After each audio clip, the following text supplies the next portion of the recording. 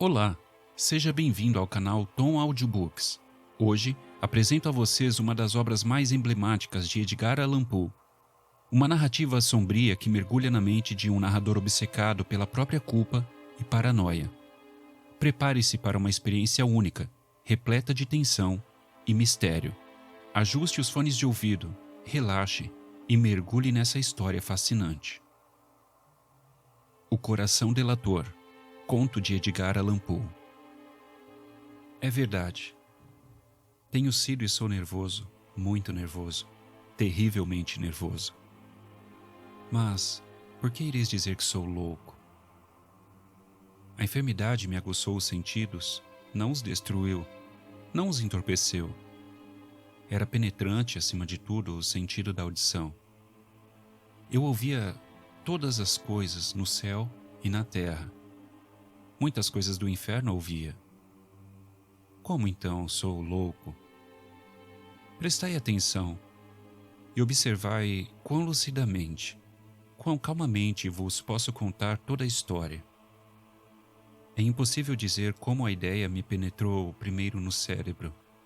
Uma vez concebida, porém, ela me perseguiu dia e noite. Não havia motivo, não havia cólera. Eu gostava do velho. Ele nunca me fizera mal, nunca me insultara. Eu não desejava seu ouro.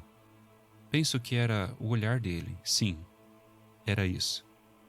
Um de seus olhos se parecia com o de um abutre, um olho de cor pálida, que sofria de catarata. Meu sangue se enregelava sempre que ele caía sobre mim. E assim, pouco a pouco, bem lentamente, fui me decidindo a tirar a vida do velho e assim libertar-me daquele olho para sempre. Ora, aí é que estava o problema. Imaginais que sou louco. Os loucos não sabem nada. Deveríeis, porém, ter me visto. Deveríeis ter visto como procedi cautamente, com que prudência, com que previsão, com que dissimulação lancei mãos à obra.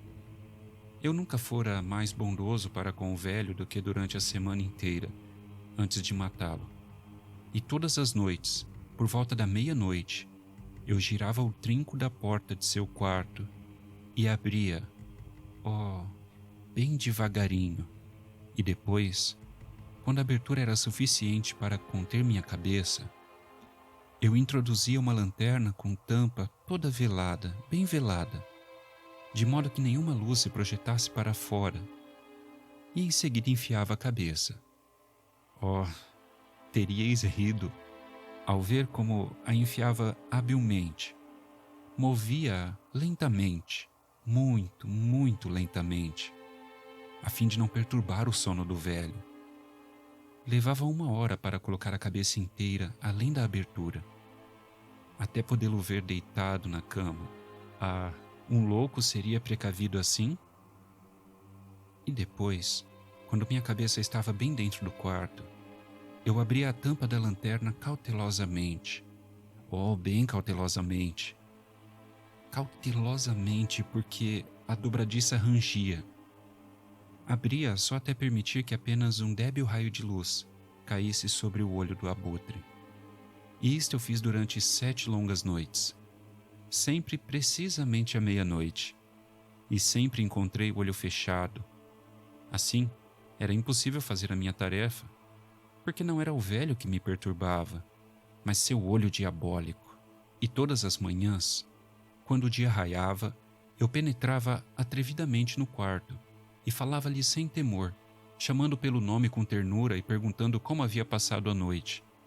Por aí vedes que ele precisaria ser um velho muito perspicaz para suspeitar que todas as noites, justamente às 12 horas, eu o espreitava enquanto dormia. Na 8ª noite, fui mais cauteloso do que de hábito ao abrir a porta. O ponteiro dos minutos de um relógio mover-se-ia mais rapidamente do que meus dedos. Jamais, antes daquela noite, sentira eu tanto a extensão de meus próprios poderes, de minha sagacidade. Mal conseguia conter meus sentimentos de triunfo. Pensar que ali estava eu, a abrir a porta pouco a pouco, e que ele nem sequer sonhava com meus atos ou pensamentos secretos. Ri com gosto, entre dentes, a essa ideia, e talvez ele me tivesse ouvido, porque se moveu de súbito na cama, como se assustado. Pensais talvez que recuei? Não. O quarto dele estava escuro como piche, espesso de sombra, pois os postigos se achavam hermeticamente fechados, por medo aos ladrões. E eu sabia, assim, que ele não podia ver a abertura da porta. Continuei a avançar, cada vez mais, cada vez mais. Já estava com a cabeça dentro do quarto e a ponto de abrir a lanterna, quando meu polegar deslizou sobre o fecho de lata e o velho saltou na cama, gritando: "Quem está aí?" Fiquei completamente silencioso e nada disse. Durante uma hora inteira não movi um músculo, e por todo esse tempo não o ouvi deitar-se de novo.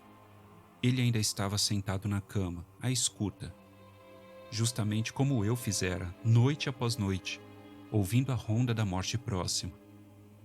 Depois, ouvi um leve gemido, e notei que era o gemido do terror mortal. Não era um gemido de dor ou de pesar, ou não. Era o som grave e sufocado que se ergue do fundo da alma, quando sobrecarregada de medo. Bem conhecia esse som. Muitas noites, ao soar à meia-noite, quando o mundo inteiro dormia, ele irrompia de meu próprio peito, aguçando com seu eco espantoso os terrores que me aturdiam. Disse que bem o conhecia. Conheci também o que o velho sentia e tive pena dele. Embora abafasse um riso no coração, eu sabia que ele ficara acordado, desde o primeiro leve rumor, quando se voltara na cama. Daí por diante, seus temores foram crescendo. Tentara imaginá-lo sem motivo, mas não fora possível. Dissera a si mesmo: é só o vento na chaminé, ou é só um rato andando pelo chão, ou foi apenas um grilo que cantou um instante só. Sim, ele estivera tentando animar-se com essas suposições, mas tudo fora em vão. Tudo em vão, porque a morte, ao aproximar-se dele, projetara sua sombra negra para a frente, envolvendo nela a vítima. E era a influência tétrica dessa sombra não percebida que o levava a sentir, embora não visse nem ouvisse, a sentir a presença de minha cabeça dentro do quarto. Depois de esperar longo tempo, com muita paciência, sem ouvi-lo deitar-se, resolvi abrir um pouco, muito pouco, a tampa da lanterna. Abria, podeis imaginar quão furtivamente, até que por fim um raio de luz apenas, tênue como um fio de uma teia de aranha, passou pela fenda e caiu sobre o olho de abutre. Ele estava aberto, todo, plenamente aberto, e ao contemplá-lo, minha fúria cresceu. Vi-o com perfeita clareza, todo de um azul desbotado, com uma horrível película a cobri-lo, o que me enregelava até a medula dos ossos. Mas não podia ver nada mais da face ou do corpo do velho, pois dirigira a luz, como por instinto, sobre o maldito lugar. Ora, não vos disse que apenas é superacuidade dos sentidos aquilo que erradamente julgais loucura? Repito, pois, que chegou a meus ouvidos um som baixo, monótono, rápido, como de um relógio, quase abafado em algodão. Igualmente eu bem sabia que som era. Era o bater do coração do velho. Ele me aumentava a fúria, como o bater um tambor estimula a coragem do soldado. Ainda aí, porém, refreei-me e fiquei quieto. Tentei manter tão fixamente quanto pude a réstia de luz sobre o olho do velho. Entretanto, o infernal tantã do coração aumentava. A cada instante ficava mais alto, mais rápido, mais alto, mais rápido. O terror do velho deve ter sido extremo. Cada vez mais alto, repito, a cada momento. Prestai bem atenção. Disse-vos que sou nervoso. Sou. E então, aquela hora morta da noite, tão estranho ruído excitou em mim um terror incontrolável. Contudo, por alguns minutos mais, dominei-me e fiquei quieto. Mas o bater era cada vez mais alto. Julguei que o coração ia arrebentar. E depois, Nova angústia me aferrou. O rumor poderia ser ouvido por um vizinho? A hora do velho tinha chegado. Com um alto berro, escancarei a lanterna e pulei para dentro do quarto. Ele guinchou mais uma vez só. Num instante, arrastei-o para o soalho e virei a pesada cama sobre ele. Então sorri alegremente por ver a façanha realizada. Mas durante muitos minutos, o coração continuou a bater, com som surdo. Isto, porém, não me vexava. Não seria ouvido através da parede. Afinal, cessou. O velho estava morto. Removi a cama e examinei o cadáver. Sim, era uma pedra morta. Coloquei minha mão sobre o coração e ali a mantive durante muitos minutos. Não havia pulsação. Estava petrificado. Seu olho não mais me perturbaria. Se ainda pensais que sou louco, não mais pensareis. Quando eu descrever as sábias precauções que tomei para ocultar o cadáver. A imite avançava e eu trabalhava apressadamente, porém em silêncio. Em primeiro lugar, esquartejei o corpo, cortei-lhe a cabeça, os braços e as pernas. Arranquei depois 3 pranchas do soalho do quarto e coloquei tudo entre os vãos. Depois recoloquei as tábuas com tamanha habilidade e perfeição que nenhum olhar humano, nem mesmo dele, poderia distinguir qualquer coisa suspeita. Nada havia a lavar, nem mancha de espécie alguma, nem marca de sangue. Fora demasiado prudente no evitá-las. Uma tina tinha recolhido tudo. Terminadas todas essas tarefas, eram já 4 horas, mas ainda estava escuro como se fosse meia-noite. Quando o sino soou a hora, bateram à porta da rua. Desci a abri-la, de coração ligeiro, pois, que tinha eu agora a temer? Entraram 3 homens que se apresentaram com perfeita mansidão, como soldados de polícia. Fora ouvido um grito por um vizinho durante a noite. Despertara-se a suspeita de um crime. Tinha-se formulado uma denúncia à polícia, e eles, soldados, tinham sido mandados para investigar. Sorri, pois o que tinha eu a temer? Dei as boas-vindas aos cavalheiros. O grito, disse eu, fora meu mesmo em sonhos. O velho, relatei, estava ausente no interior.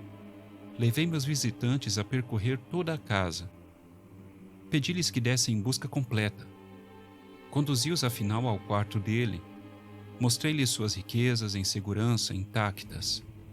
No entusiasmo de minha confiança, trouxe cadeiras para o quarto e mostrei desejos de que eles ficassem ali, para descansar de suas fadigas, enquanto eu mesmo, na desenfreada audácia de meu perfeito triunfo, colocava minha própria cadeira precisamente sobre o lugar onde repousava o cadáver da vítima. Os soldados ficaram satisfeitos. Minhas maneiras os haviam convencido. Sentia-me singularmente à vontade. Sentaram-se e, enquanto eu respondia cordialmente, conversaram coisas familiares. Mas, dentro em pouco, senti que ia empalidecendo e desejei que ele se retirasse. Minha cabeça doía e parecia-me ouvir zumbidos nos ouvidos. Eles, porém, continuavam sentados e continuavam a conversar. O zumbido tornou-se mais distinto. Continuou e tornou-se ainda mais distinto. Eu falava com mais desenfreio para dominar a sensação. Ela, porém, continuava e aumentava a sua perceptibilidade até que, afinal, descobri que o barulho não era dentro de meus ouvidos. É claro que então a minha palidez aumentou bastante, mas eu falava ainda mais fluentemente e num tom de voz muito elevada. Não obstante, o som se avolumava. E que podia eu fazer? Era um som grave, monótono, rápido, muito semelhante ao de um relógio envolto em algodão. Respirava com dificuldade. E, no entanto, os soldados não o ouviram. Falei mais depressa ainda, com mais veemência, mas o som aumentava constantemente. Levantei-me e fiz perguntas a respeito de ninharias num tom bastante elevado e com violenta gesticulação, mas o som constantemente aumentava. Por que não se iam eles embora?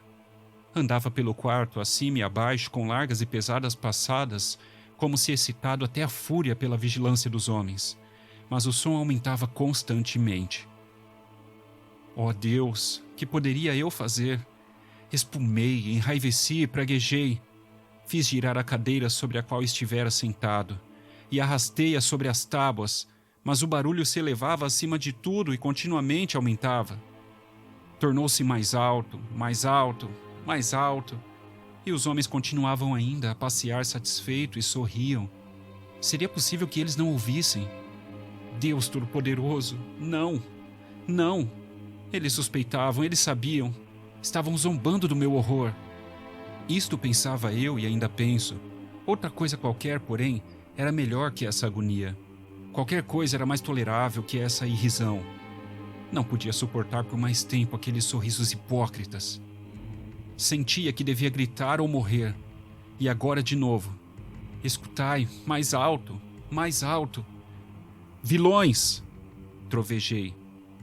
Não finjam mais. Confesso o crime, arranquem as pranchas, aqui, aqui. Ouçam o bater do seu horrendo coração. Espero que você tenha gostado dessa história tão intensa e cheia de mistério. O Coração Delator nos faz refletir sobre os limites entre sanidade e obsessão, e como nossos próprios pensamentos podem ser nossos maiores inimigos. Se você gostou, não esqueça de curtir, comentar e compartilhar. Quero saber, qual foi a parte que mais te impactou? Deixe aqui nos comentários. Se inscreva no canal e ative o sininho para não perder as próximas histórias. Até a próxima!